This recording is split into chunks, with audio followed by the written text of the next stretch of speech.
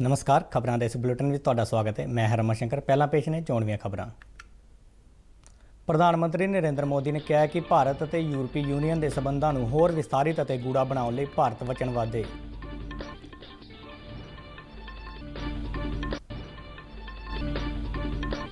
रक्षा मंत्री राजनाथ सिंह भलक तो जम्मू कश्मीर ते लद्दाख के सरहदी इलाकों की मौजूदा स्थिति का जायजा लैण लई 2 दिना दौरे ते जाणगे।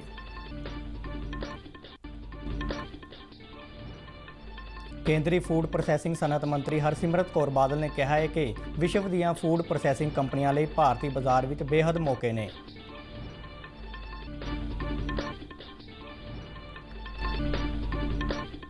पंजाब मंत्रिमंडल वालों सूबे विच पंजाब जांच ब्यूरो वास्ते 798 जांच अधिकारियों की नियुक्ति, जल स्रोत विभाग के पुनर्गठन ते वख-वख विभागों के नियमों 'च सोध समेत कई अहम फैसले लए गए।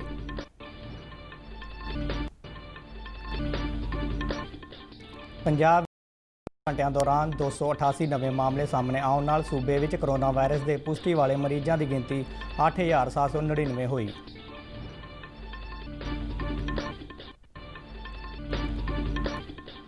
गुरदासपुर जिले के दुरांगला खेत्र में बिसनौली सर्वोदय ग्राम उद्योग सेवा संस्थान वालों स्वच्छता पंद्रवाड़ा मनाया गया।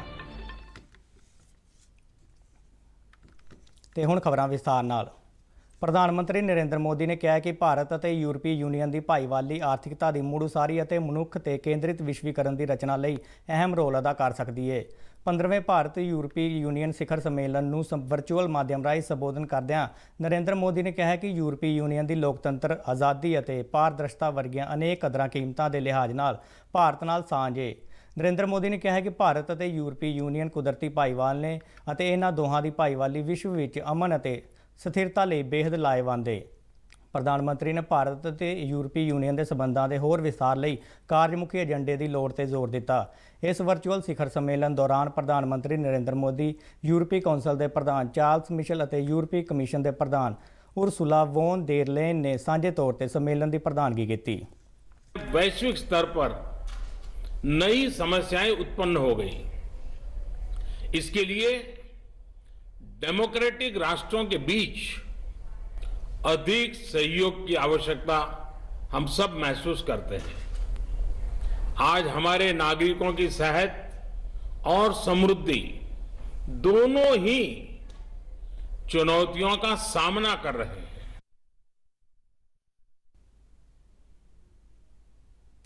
रक्षा मंत्री राजनाथ सिंह भलक तो जम्मू कश्मीर ते लद्दाख के सरहदी इलाकों की मौजूदगी स्थिति का जायजा लैण लई 2 दिना दौरे ते जाणगे। उन्हां नाल फौज के मुखी जनरल MM नरवणे भी जाणगे। इस दौरे दौरान रक्षा मंत्री पूर्वी लद्दाख विच सुरक्षा प्रबंधों का जायजा लैणगे। सरकारी सूत्रों ने नवी दिल्ली विच दस्सिया है कि रक्षा मंत्री दे नाल उत्तरी फौज कमांडर के इलावा होर रक्षा अधिकारी भी जा रहे हैं। भारत चीन सरहद ते टकराव वाली स्थिति तो बाद पूर्वी लद्दाख के दौरे ते रक्षा मंत्री पहली बार जा रहे हैं। रक्षा मंत्री रोहतांग सुरंग नूं भी वेखण जाणगे। ये सुरंग 8.8 किलोमीटर लंबी है। ये देश विच सब तो लंबी सुरंग है। इस दे नाल बनन मनाली ते केलोंग विचला फासला 40 किलोमीटर घट जाएगा। ये सुरंग लद्दाख के सरहदी इलाकों में फौजी साजो समान पहुँचाने लई लाहेवंद है।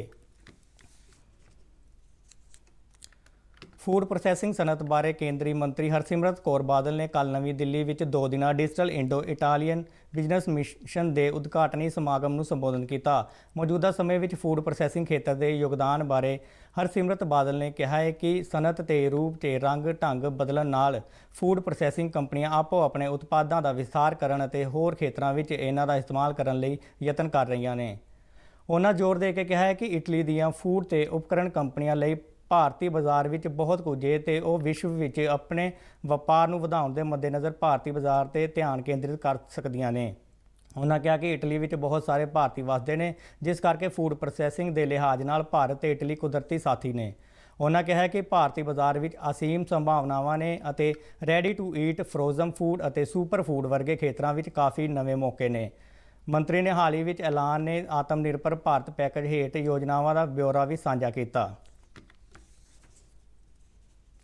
प्रधानमंत्री नरेंद्र मोदी ने ਨੌਜਵਾਨਾਂ ਨੂੰ ਹੁਨਰ ਹਾਸਲ ਕਰਨ ਅਤੇ ਹੁਨਰ ਦਾ ਦਰਜਾ ਵਧਾਉਣ ਦੀ ਲੋੜ ਤੇ ਜ਼ੋਰ ਦਿੱਤਾ ਹੈ। ਵਿਸ਼ਵ ਯੁਵਾ ਹੁਨਰ ਦਿਵਸ ਮੌਕੇ ਵਰਚੁਅਲ ਕਾਨਫਰੰਸ ਨੂੰ ਸੰਬੋਧਨ ਕਰਦਿਆਂ ਪ੍ਰਧਾਨ ਮੰਤਰੀ ਨੇ ਕਿਹਾ ਹੈ ਕਿ ਸਾਨੂੰ ਤੇਜ਼ੀ ਨਾਲ ਬਦਲ ਰਹੇ ਕਾਰੋਬਾਰ ਦੇ ਮਾਹੌਲ ਅਤੇ ਬਾਜ਼ਾਰ ਦੀ ਸਥਿਤੀ ਦੇ ਹਿਸਾਬ ਨਾਲ ਆਪਣੇ ਆਪ ਨੂੰ ਇਸ ਲਈ ਢੁਕਵਾਂ ਬਣਾਉਣਾ ਹੋਵੇਗਾ। ਉਹਨਾਂ ਕਿਹਾ ਕਿ ਹੁਨਰ ਸਮੇਂ ਦੀ ਹੱਦ ਤੋਂ ਬਾਹਰ ਹੈ। ਪ੍ਰਧਾਨ ਮੰਤਰੀ ਨੇ ਕਿਹਾ ਹੈ ਕਿ 5 ਸਾਲ ਪਹਿਲਾਂ ਉਹਨਾਂ ਦੀ ਸਰਕਾਰ ਵੱਲੋਂ ਸ਼ੁਰੂ ਕੀਤੇ ਗਏ ਸਕਿੱਲ ਇੰਡੀਆ ਮਿਸ਼ਨ ਕਾਰਨ ਹੁਨਰ ਹਾਸਲ ਕਰਨ ਲਈ ਵੱਡਾ ਬੁਨਿਆਦੀ ਢਾਂਚਾ ਸਿਰਜਿਆ। ਇਸ ਦੇ ਨਾਲ ਹੁਨਰ ਨੂੰ ਨਵਿਆਉਣ ਅਤੇ ਹੁਨਰ ਦੇ ਇਸ ਤੋਂ ਉੱਪਰਲੇ ਦਰਜੇ ਤੱਕ ਜਾਣ ਦਾ ਵੀ ਰਾਹ ਤਿਆਰ ਕੀਤਾ ਹੈ, ਜਿਸ ਨਾਲ ਸਥਾਨਕ ਅਤੇ ਵਿਸ਼ਵ ਪੱਧਰ ਤੇ ਰੁਜ਼ਗਾਰ ਦੇ ਮੌਕੇ ਲੱਭਣ ਵਿੱਚ ਮਦਦ ਮਿਲੀ।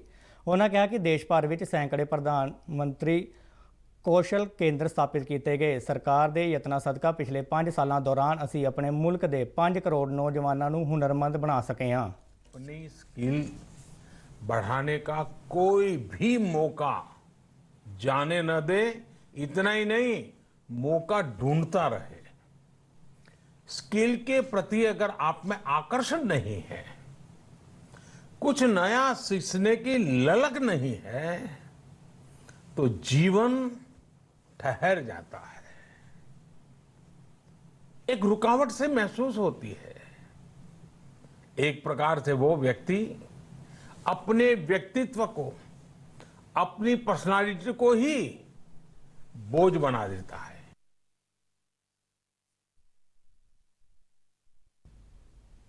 ਪੰਜਾਬ ਮੰਤਰੀ ਮੰਡਲ ਵੱਲੋਂ ਜਾਂਚ ਵਿੱਚ ਬਿਹਤਰੀ ਲਿਆਉਣ ਦੇ ਮਕਸਦ ਨਾਲ ਪੁਲਿਸ ਵਿੱਚ ਸਿਵਲੀਅਨ IT ਮਾਹਰਾਂ ਨੂੰ ਭਰਤੀ ਕਰਨ ਨੂੰ ਪ੍ਰਵਾਨਗੀ ਦੇਣ, ਜਲ ਵਸੀਲੇ ਵਿਭਾਗ ਦੇ ਪ੍ਰਬੰਧ ਵਿੱਚ ਬਿਹਤਰੀ ਲਿਆਉਣ ਲਈ 70 ਅਸਾਮੀਆਂ ਨੂੰ ਪੂਰ ਕਰਨ, ਕੋਵਿਡ ਦੇ ਮੱਦੇਨਜ਼ਰ ਸੋਸ਼ਲ ਮੀਡੀਆ ਪਹੁੰਚ ਨੂੰ ਵਿਸਥਾਰ ਦੇਣ ਦੇ ਮਕਸਦ ਨਾਲ 15 ਮਾਹਰ ਟੀਮਾਂ ਨੂੰ ਆਊਟਸੋਰਸਿੰਗ ਮਾਡਲ ਤਹਿਤ ਸਥਾਪਿਤ ਕਰਨ ਸਮੇਤ ਕਈ ਹੋਰ ਮਹੱਤਵਪੂਰਨ ਫੈਸਲੇ ਲਏ ਗਏ। ਮੁੱਖ ਮੰਤਰੀ ਕੈਪਟਨ ਅਮਰਿੰਦਰ ਸਿੰਘ ਦੀ ਪ੍ਰਧਾਨਗੀ ਵਿੱਚ ਚੰਡੀਗੜ੍ਹ ਵਿੱਚ ਹੋਈ ਕੈਬਨਿਟ ਮੀਟਿੰਗ ਦੌਰਾਨ ਪੁਲਿਸ ਵਿੱਚ ਜਾਂਚ ਦੇ ਮਿਆਰ ਨੂੰ ਹੋਰ ਬਿਹਤਰ ਬਣਾਉਣ ਦੇ ਮਕਸਦ ਨਾਲ IT, ਡਿਜੀਟਲ, ਲੀਗਲ, ਫੋਰੈਂਸਿਕ ਆਦਿ ਖੇਤਰਾਂ ਵਿੱਚ ਸਿਵਲ ਮਾਹਰਾਂ ਦੀ ਭਰਤੀ ਨੂੰ ਪ੍ਰਵਾਨਗੀ ਦਿੱਤੀ ਗਈ। ਮੁੱਖ ਮੰਤਰੀ ਦਫ਼ਤਰ ਵੱਲੋਂ ਜਾਰੀ ਪ੍ਰੈਸ ਰਿਲੀਜ਼ ਵਿੱਚ ਕਿਹਾ ਗਿਆ ਹੈ ਕਿ ਪੰਜਾਬ ਜਾਂਚ ਬਿਊਰੋ ਲਈ 798 ਸਿਵਲ ਮਾਹਰਾਂ ਨੂੰ ਭਰਤੀ ਕੀਤਾ ਜਾਵੇਗਾ। ਇਸ ਤੋਂ ਇਲਾਵਾ ਪੰਜਾਬ ਪੁਲਿਸ ਵਿਭਾਗ ਨੂੰ ਹੋਰ ਵੀ ਮਜ਼ਬੂਤ ਕਰਨ ਲਈ ਪੁਨਰਗਠਨ ਕਰਦਿਆਂ ਹੋਰ ਭਰਤੀ ਕੀਤੀਆਂ ਜਾਣਗੀਆਂ। ਪੰਜਾਬ ਕੈਬਨਿਟ ਨੇ ਜਲ ਸਰੋਤ ਵਿਭਾਗ ਦੇ ਪ੍ਰਬੰਧ ਨੂੰ ਵਧੇਰੇ ਕੁਸ਼ਲ ਬਣਾਉਣ ਦੇ ਮਕਸਦ ਨਾਲ ਪੰਜਾਬ ਜਲ ਨਿਗਮ ਅਤੇ ਵਿਕਾਸ ਅਥਾਰਟੀ ਵਿੱਚ ਠੇਕੇ ਅਤੇ ਡੈਪੂਟੇਸ਼ਨ ਆਧਾਰ ਤੇ 70 ਅਸਾਮੀਆਂ ਭਰਨ ਨੂੰ ਵੀ ਮਨਜ਼ੂਰੀ ਦਿੱਤੀ। ਜਲ ਸਰੋਤ ਵਿਭਾਗ ਦੇ ਪੁਨਰਗਠਨ ਤਹਿਤ ਮੌਜੂਦਾ 24,263 ਮੁਲਾਜ਼ਮਾਂ ਦੀ ਮਨਜ਼ੂਰਸ਼ੁਦਾ ਸਮਰੱਥਾ ਨੂੰ 15,606 ਤੱਕ ਲਿਆਂਦਾ ਜਾਵੇਗਾ। ਇਸ ਪੁਨਰਗਠਨ ਯੋਜਨਾ ਨਾਲ ਹਰ ਸਾਲ 71 ਕਰੋੜ ਰੁਪਏ ਦੀ ਬਚਤ ਹੋਵੇਗੀ। ਪੰਜਾਬ ਮੰਤਰੀ ਮੰਡਲ ਨੇ ਗੰਨਾ ਉਤਪਾਦਕਾਂ ਲਈ ਸਾਲ 2015-16 ਲਈ ਪ੍ਰਾਈਵੇਟ ਖੰਡ ਮਿੱਲਾਂ ਦੀ ਤਰਫੋਂ 223 ਕਰੋੜ 75 ਲੱਖ ਰੁਪਏ ਦੀ ਰਿਕਵਰੀ ਨੂੰ ਵੀ ਹਰੀ ਝੰਡੀ ਦੇ ਦਿੱਤੀ।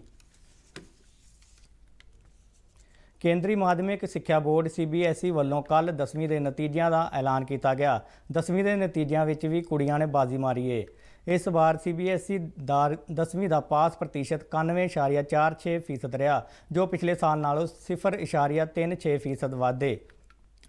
ਬੋਰਡ ਨੇ ਇਸ ਵਾਰ ਕੋਵਿਡ-19 ਮਹਾਮਾਰੀ ਕਾਰਨ ਗੈਰ ਸਧਾਰਨ ਹਾਲਾਤਾਂ ਦੇ ਮੱਦੇਨਜ਼ਰ ਮੈਰਿਟ ਲਿਸਟ ਦਾ ਐਲਾਨ ਨਹੀਂ ਕੀਤਾ। ਇਸ ਵਾਰ ਕੁੜੀਆਂ ਨੇ 93.31 ਜਦਕਿ ਮੁੰਡਿਆਂ ਨੇ 90.14% ਪਾਸ ਪ੍ਰਤੀਸ਼ਤ ਹਾਸਲ ਕੀਤੀ, ਜਦਕਿ ਟਰਾਂਸਜੈਂਡਰ ਵਿਦਿਆਰਥੀਆਂ ਦੀ ਪਾਸ ਫੀਸਦ 78.95% ਰਹੀ।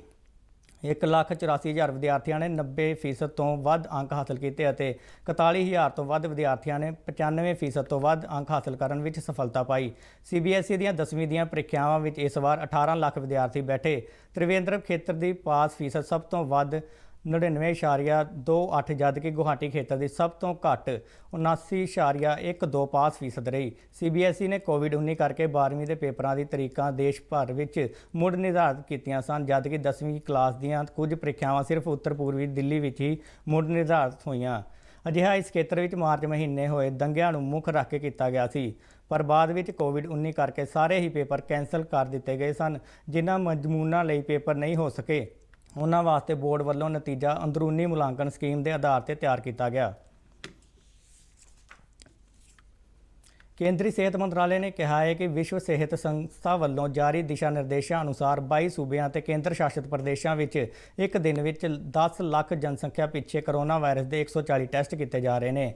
ਇਸ ਸਬੰਧ ਵਿੱਚ ਵਿਸ਼ਵ ਸਿਹਤ ਸੰਸਥਾ ਵੱਲੋਂ ਜਾਰੀ ਇੱਕ ਮਸ਼ਵਰੇ ਮੁਤਾਬਕ ਇੱਕ ਦੇਸ਼ ਵਿੱਚ 10 ਲੱਖ ਜਨਸੰਖਿਆ ਪਿੱਛੇ ਪ੍ਰਤੀ 140 ਟੈਸਟ ਕਰਨੇ ਜ਼ਰੂਰੀ ਨੇ। ਮੰਤਰਾਲੇ ਨੇ ਕਿਹਾ ਕਿ ਭਾਰਤ ਇਹਨਾਂ ਦਿਸ਼ਾ ਨਿਰਦੇਸ਼ਾਂ ਨੂੰ ਪੂਰਾ ਹੀ ਨਹੀਂ ਕਰ ਰਿਹਾ, ਬਲਕਿ ਟੈਸਟਿੰਗ ਸਮਰੱਥਾ ਹੋਰ ਵਧਾਉਣ ਦੇ ਯਤਨ ਕੀਤੇ ਜਾ ਰਹੇ ਨੇ, ਜਿਸ ਨੂੰ ਧਿਆਨ ਵਿੱਚ ਰੱਖਦਿਆਂ ਸਰਕਾਰ ਨੇ ਦੇਸ਼ ਵਿੱਚ ਕੋਰੋਨਾ ਟੈਸਟ ਲਈ 1232 ਲੈਬੋਰਟਰੀਆਂ ਸਥਾਪਿਤ ਕੀਤੀਆਂ ਨੇ, ਜਿਨ੍ਹਾਂ ਵਿੱਚ 865 ਸਰਕਾਰੀ ਅਤੇ 358 ਪ੍ਰਾਈਵੇਟ ਲੈਬੋਰਟਰੀਆਂ ਨੇ। ਇਸੇ ਦੌਰਾਨ ਮਨੁੱਖੀ ਵਸੀਲਿਆਂ ਤੇ ਵਿਕਾਸ ਬਾਰੇ ਮੰਤਰੀ ਰਮੇਸ਼ ਪੋਖਰਿਆਲ ਨਿਸ਼ੰਕ ਅਤੇ ਰਾਜ ਮੰਤਰੀ ਸੰਜੇ ਧੋਤਰੇ ਨੇ ਕੱਲ੍ਹ ਨਵੀਂ ਦਿੱਲੀ ਵਿੱਚ IIT ਦਿੱਲੀ ਵੱਲੋਂ ਕੋਵਿਡ ਟੈਸਟ ਲਈ ਤਿਆਰ ਕੀਤੀ ਸਸਤੀ ਕੋਵਿਡ-19 ਟੈਸਟ ਕਿੱਟ ਜਾਰੀ ਕੀਤੀ ਹੈ ਅਤੇ ਇਹ ਕਿੱਟ ਆਉਣ ਵਾਲੇ ਸਮੇਂ ਵਿੱਚ ਸਾਰੇ ਹਸਪਤਾਲਾਂ ਅਤੇ ਜਾਂਚ ਕੇਂਦਰਾਂ ਵਿੱਚ ਉਪਲਬਧ ਹੋਵੇਗੀ।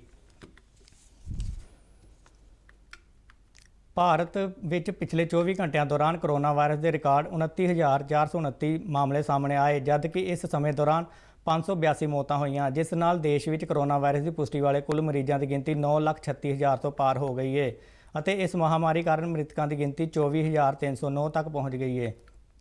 ਇਸ ਦੇ ਨਾਲ ਹੀ ਭਾਰਤ ਵਿੱਚ ਕੋਰੋਨਾ ਵਾਇਰਸ ਤੋਂ ਠੀਕ ਹੋਣ ਦੀ ਦਰ ਵਿੱਚ ਹੋਰ ਸੁਧਾਰ ਦੇਖਣ ਨੂੰ ਮਿਲਿਆ ਹੈ, ਜੋ ਇਸ ਸਮੇਂ 63.24% ਹੋ ਗਈ ਹੈ। ਸਿਹਤ ਮੰਤਰਾਲਾ ਅਨੁਸਾਰ ਦੇਸ਼ ਵਿੱਚ ਹੁਣ ਤੱਕ 5,92,031 ਕੋਰੋਨਾ ਮਰੀਜ਼ ਸਿਹਤਯਾਬ ਹੋਏ, ਜਦਕਿ ਮੌਜੂਦਾ ਸਮੇਂ ਐਕਟਿਵ ਮਾਮਲਿਆਂ ਦੀ ਗਿਣਤੀ 3,19,840 ਹੈ।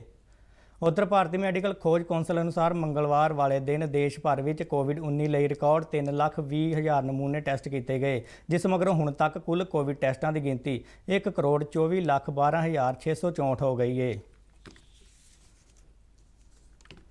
ਪੰਜਾਬ ਵਿੱਚ ਪਿਛਲੇ 24 ਘੰਟਿਆਂ ਦੌਰਾਨ 288 ਨਵੇਂ ਐਕਟਿਵ ਮਾਮਲੇ ਸਾਹਮਣੇ ਆਉਣ ਨਾਲ ਸੂਬੇ ਵਿੱਚ ਕੋਰੋਨਾ ਵਾਇਰਸ ਦੀ ਪੁਸ਼ਟੀ ਵਾਲੇ ਮਰੀਜ਼ਾਂ ਦੀ ਗਿਣਤੀ 8,799 ਹੋ ਗਈ ਹੈ, ਜਦਕਿ 5,867 ਕੋਰੋਨਾ ਪੀੜਤ ਸਿਹਤਯਾਬ ਹੋ ਕੇ ਆਪੋ ਆਪਣੇ ਘਰੀ ਪਰਤੇ ਨੇ। ਹੁਣ ਤੱਕ ਸੂਬੇ ਵਿੱਚ 2,711 ਐਕਟਿਵ ਮਾਮਲੇ ਨੇ। ਇਸ ਬਿਮਾਰੀ ਨਾਲ ਮਰਨ ਵਾਲਿਆਂ ਦੀ ਗਿਣਤੀ 221 ਹੋ ਗਈ ਹੈ। ਅੰਮ੍ਰਿਤਸਰ, ਲੁਧਿਆਣਾ ਅਤੇ ਜਲੰਧਰ ਵਿੱਚ ਕੋਰੋਨਾ ਪ੍ਰਕੋਪ ਲਗਾਤਾਰ ਵਧ ਰਿਹਾ ਹੈ। ਬੀਤੇ 24 ਘੰਟਿਆਂ ਵਿੱਚ ਜਲੰਧਰ ਵਿੱਚ 92, ਲੁਧਿਆਣਾ ਵਿੱਚ 61, ਅੰਮ੍ਰਿਤਸਰ ਵਿੱਚ 22 ਨਵੇਂ ਮਾਮਲੇ ਸਾਹਮਣੇ ਆਏ ਨੇ। ਇਹਨਾਂ ਨਵੇਂ ਮਾਮਲਿਆਂ ਦੇ ਆਉਣ ਨਾਲ ਲੁਧਿਆਣਾ ਵਿੱਚ ਕੋਰੋਨਾ ਵਾਇਰਸ ਦੀ ਪੁਸ਼ਟੀ ਵਾਲੇ ਮਰੀਜ਼ਾਂ ਦਾ ਅੰਕੜਾ 1,581, ਜਲੰਧਰ ਵਿੱਚ 1,437 ਅਤੇ ਅੰਮ੍ਰਿਤਸਰ ਵਿੱਚ 1,131 ਮਾਮਲੇ ਨੇ। ਪੰਜਾਬ ਦੇ ਕੈਬਨਿਟ ਮੰਤਰੀ ਤ੍ਰਿਪਤ ਰਜਿੰਦਰ ਸਿੰਘ ਬਾਜਵਾ ਦਾ ਕੋਵਿਡ ਟੈਸਟ ਪੋਜ਼ਿਟਿਵ ਆਉਣ ਮਗਰੋਂ ਮੁੱਖ ਮੰਤਰੀ ਕੈਪਟਨ ਅਮਰਿੰਦਰ ਸਿੰਘ ਨੇ ਸਾਰੇ ਮੰਤਰੀਆਂ ਅਤੇ ਵਿਧਾਇਕਾਂ ਤੋਂ ਇਲਾਵਾ ਵੱਖ-ਵੱਖ ਮਹਿਕਮਿਆਂ ਦੇ ਸਕੱਤਰਾਂ ਨੂੰ ਅਪੀਲ ਕੀਤੀ ਹੈ ਕਿ ਉਹ ਆਪਣਾ ਕੋਰੋਨਾ ਟੈਸਟ ਕਰਾਉਣ। ਪੰਜਾਬ ਦੇ ਸਾਰੇ ਮੰਤਰੀਆਂ ਨੇ ਇਸ ਅਪੀਲ ਤੋਂ ਬਾਅਦ ਕੋਰੋਨਾ ਟੈਸਟ ਕਰਵਾਇਆ ਹੈ, ਜਿਸ ਦੀ ਰਿਪੋਰਟ ਆਉਣੀ ਅਜੇ ਬਾਕੀ ਹੈ। ਇੱਕ ਸਰਕਾਰੀ ਬੁਲਾਰੇ ਨੇ ਚੰਡੀਗੜ੍ਹ ਵਿੱਚ ਦੱਸਿਆ ਹੈ ਕਿ ਮੁੱਖ ਮੰਤਰੀ ਨੇ ਆਪਣਾ ਖੁਦ ਵੀ ਕੋਰੋਨਾ ਟੈਸਟ ਕਰਾਇਆ ਹੈ, ਜੋ ਨੈਗੇਟਿਵ ਆਇਆ ਹੈ। ਮੁੱਖ ਮੰਤਰੀ ਨੇ ਮੀਟਿੰਗ 'ਚ ਦੱਸਿਆ ਕਿ ਕੈਬਨਿਟ ਮੰਤਰੀ ਬਾਜਪਾ ਨੇ ਟੈਸਟ ਕਰਵਾ ਕੇ ਬਹੁਤ ਚੰਗਾ ਕੀਤਾ ਹੈ ਤੇ ਉਹ ਬਿਲਕੁਲ ਠੀਕ ਨੇ।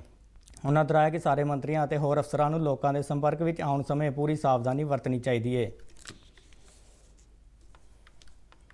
ਦਿੱਲੀ ਦੇ ਮੁੱਖ ਮੰਤਰੀ ਅਰਵਿੰਦ ਕੇਜਰੀਵਾਲ ਨੇ ਕਿਹਾ ਹੈ ਕਿ ਜੂਨ ਦੇ ਮੁਕਾਬਲੇ ਇਸ ਸਮੇਂ ਕੌਮੀ ਰਾਜਧਾਨੀ ਦਿੱਲੀ ਵਿੱਚ ਕੋਵਿਡ-19 ਦੀ ਸਥਿਤੀ ਬਿਹਤਰ ਹੈ, ਪਰ ਕੋਰੋਨਾ ਵਿਰੁੱਧ ਜੰਗ ਅਜੇ ਜਿੱਤੀ ਨਹੀਂ ਗਈ। ਆਨਲਾਈਨ ਮੀਡੀਆ ਬਰੀਫਿੰਗ ਦੌਰਾਨ ਅਰਵਿੰਦ ਕੇਜਰੀਵਾਲ ਨੇ ਕਿਹਾ ਹੈ ਕਿ ਇਹ ਸਮਾਂ ਅਵੇਸਲੇ ਹੋਣ ਦਾ ਨਹੀਂ ਅਤੇ ਅਸੀਂ ਆਪਣੀਆਂ ਤਿਆਰੀਆਂ ਇਸੇ ਤਰ੍ਹਾਂ ਜਾਰੀ ਰੱਖਾਂਗੇ। ਉਹਨਾਂ ਕਿਹਾ ਕਿ ਉਹਨਾਂ ਦੀ ਸਰਕਾਰ ਦਾ ਪਹਿਲਾ ਸਿਧਾਂਤ ਇਹੀ ਹੈ ਕਿ ਕੋਰੋਨਾ ਵਿਰੁੱਧ ਲੜਾਈ ਇਕੱਲਿਆਂ ਨਹੀਂ ਜਿੱਤੀ ਜਾ ਸਕਦੀ। ਇਸ ਲਈ ਆਮ ਆਦਮੀ ਪਾਰਟੀ ਦੀ ਸਰਕਾਰ ਨੇ ਕੇਂਦਰ ਸਰਕਾਰ, ਹੋਟਲਾਂ, ਹੋਰ ਜਥੇਬੰਦੀਆਂ ਅਤੇ ਨਾਗਰਿਕਾਂ ਦਾ ਸਹਿਯੋਗ ਲਿਆ।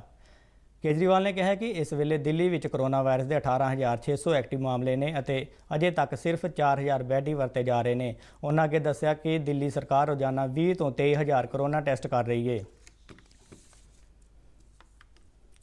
ਸਵੱਛ ਭਾਰਤ ਅਭਿਆਨ ਤਹਿਤ ਸਾਫ਼ ਸੁਥਰੇ ਭਾਰਤ ਦੇ ਸੁਪਨੇ ਨੂੰ ਸੱਚ ਕਰਨ ਲਈ ਚੱਲ ਰਹੀਆਂ ਕੋਸ਼ਿਸ਼ਾਂ ਦੇ ਹਿੱਸੇ ਵਜੋਂ ਗੁਰਦਾਸਪੁਰ ਦੇ ਦੋਰਾਂਗਲਾ ਖੇਤਰ ਵਿੱਚ ਬਿਸਨੋਲੀ ਸਰਵੋਦਿਆ ਗ੍ਰਾਮ ਉਦਯੋਗ ਸੇਵਾ ਸੰਸਥਾਨ ਨੇ ਭਾਰਤ ਪੈਟਰੋਲੀਅਮ ਦੇ ਸਹਿਯੋਗ ਨਾਲ ਸਵੱਛਤਾ ਪੰਦਰਵਾੜਾ ਮਨਾਇਆ, ਜੋ 1 ਜੁਲਾਈ ਤੋਂ ਸ਼ੁਰੂ ਕੀਤਾ ਗਿਆ ਸੀ। ਬਿਸਨੋਲੀ ਸਰਵੋਦਿਆ ਗ੍ਰਾਮ ਉਦਯੋਗ ਸੰਸਥਾਨ ਇੱਕ NGO ਹੈ ਜਿਸ ਦਾ ਦਿੱਲੀ, ਉੱਤਰ ਪ੍ਰਦੇਸ਼, ਪੰਜਾਬ ਅਤੇ ਹਰਿਆਣਾ ਵਿੱਚ ਵੱਖ-ਵੱਖ ਆਜੀਵਿਕਾ ਪ੍ਰੋਜੈਕਟਾਂ ਰਾਹੀਂ ਮਹਿਲਾ ਸ਼ਕਤੀਕਰਨ ਦੀ ਕੰਮ ਕਰਨ ਦਾ 18 ਸਾਲਾਂ ਤੋਂ ਵੱਧ ਦਾ ਤਜਰਬਾ ਹੈ।